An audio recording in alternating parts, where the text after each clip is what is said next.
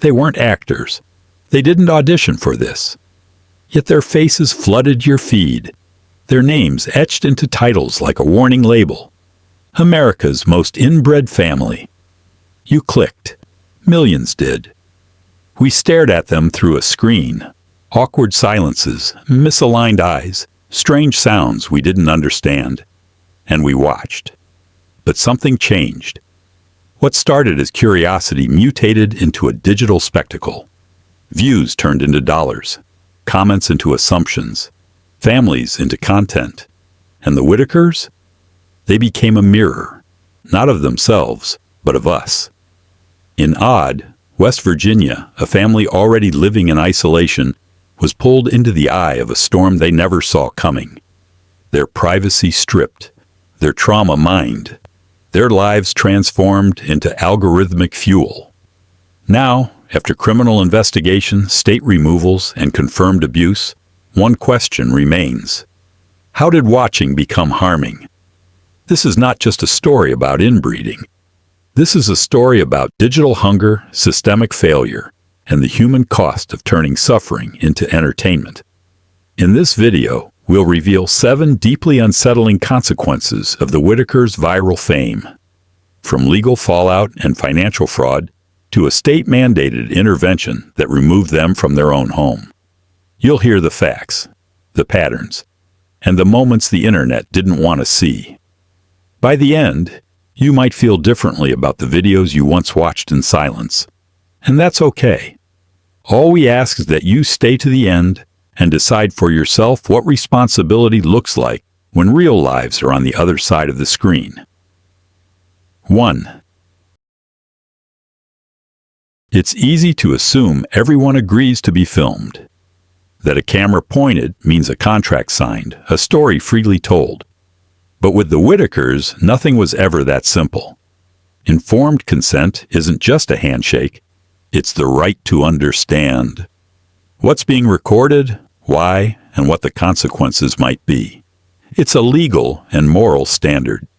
And in the case of individuals with intellectual and developmental disabilities, it's a safeguard meant to protect the vulnerable. Ray, Timmy, Lorene. These aren't just names. They're people with documented cognitive impairments, nonverbal autism, intellectual delays, developmental disorders, conditions that fundamentally impair the ability to give meaningful, voluntary, informed consent. Yet they were filmed, repeatedly, uploaded, commented on, viral. And the platforms kept rewarding it. No psychological assessments, no legal reviews, no advocacy oversight. Just a camera, a story, and a monetization switch flipped to on. If a subject cannot understand the scale, permanence, or financial implications of their image being distributed to tens of millions, what kind of agreement is that? Not a contract, not consent, just exposure, packaged and sold. And the moment we accepted their silence as permission, we crossed a line no one wanted to see. 2. The internet called it inbreeding, a genetic horror show, the kind of story designed to stun, not to understand. But the Whittakers are more than their chromosomes. Their roots stretch through generations of poverty in the Appalachian region, a place long misrepresented as backward, broken, and biologically doomed. It's an old stereotype, born from prejudice and kept alive by people who find profit in pity. When content creators leaned into the Inbred label, they weren't just exposing one family's history. They were reinforcing a legacy of ridicule cast on rural America, where isolation isn't always a choice, and survival sometimes looks like silence. Yes, their family tree is tangled, linked by cousin marriages and shared ancestry. But the camera rarely lingered on the rot beneath, the squalor, the absence of education, the health care that never came, the jobs that vanished generations ago. That's the deeper truth. Poverty left them behind long before anyone picked up a camera. Instead of asking why they were this isolated, the world asked what was wrong with them. And in that moment, their lives were edited to fit a headline. stripped of dignity, context, and the systemic failures no one wanted to see. 3. Fame brought them attention, but it also brought predators. By 2025, the Whittaker family wasn't just a trending topic. They were a target, a source of money, a vulnerable name with millions of views attached. That's when the fraud began. Two men, Eric Carroll and Patrick Rourke, began collecting money and merchandise on behalf of the Whittakers. They weren't authorized, they weren't monitored, but they knew the family's fame would do the work for them, and it did. Donations flowed, packages arrived, and somewhere in between, trust was broken, not just with viewers, but with the people who were supposed to be protected by that support. The West Virginia State Police confirmed the investigation. Financial exploitation tied directly to the family's viral fame. This wasn't just internet drama. It was crime, born from visibility and enabled by a total lack of oversight. But the deception didn't stop there. Even before the fraud probe, the online world fractured. Fights over fundraising transparency. Accusations between content creators. A family caught in the middle of digital power plays they couldn't even begin to understand. Fame gave them nothing they asked for, but it gave others everything they wanted. And as the clicks turned to currency, the family became a bank no one protected, and everyone wanted to rob. 4. When the lights go off, what happens to the people left in the dark? After the backlash and fundraising disputes, the original documentarian, Mark Leda, stepped back. Maybe out of guilt, maybe from pressure.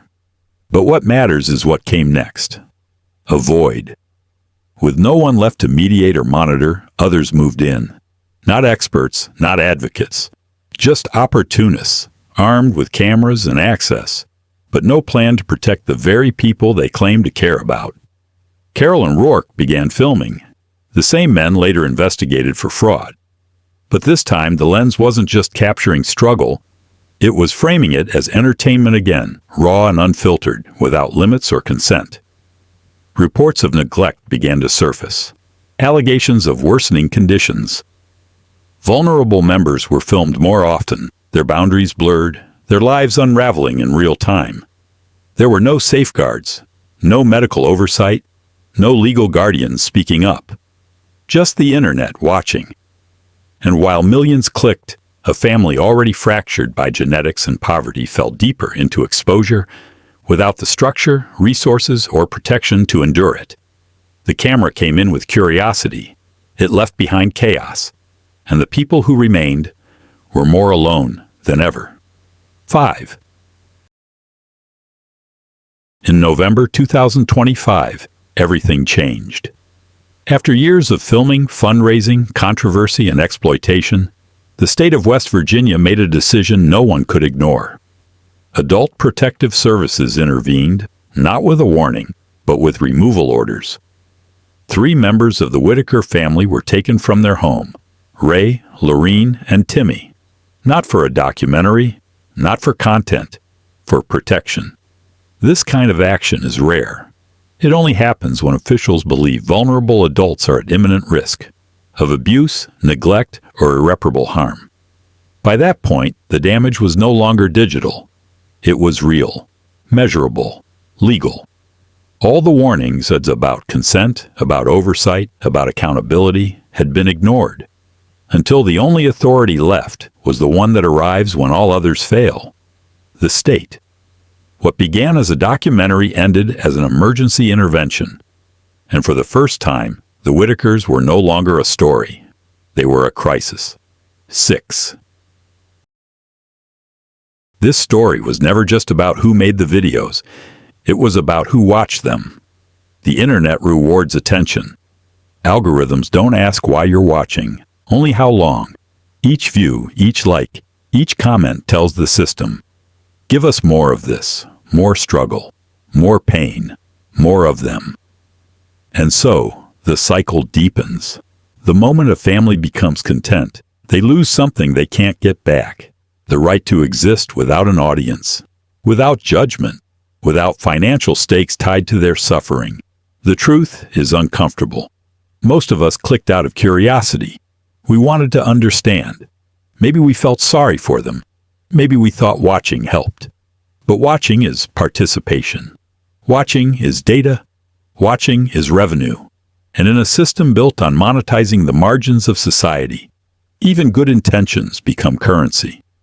The line between empathy and exploitation gets harder to see until someone profits and someone else pays.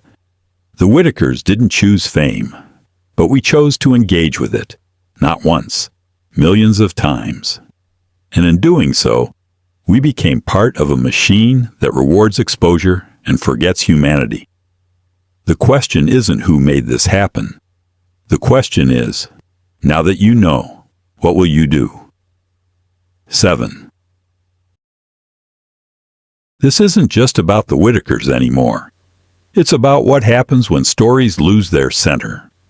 When real people, with fragile minds, histories of neglect, and no voice of their own, are absorbed into an ecosystem that values shock over safety.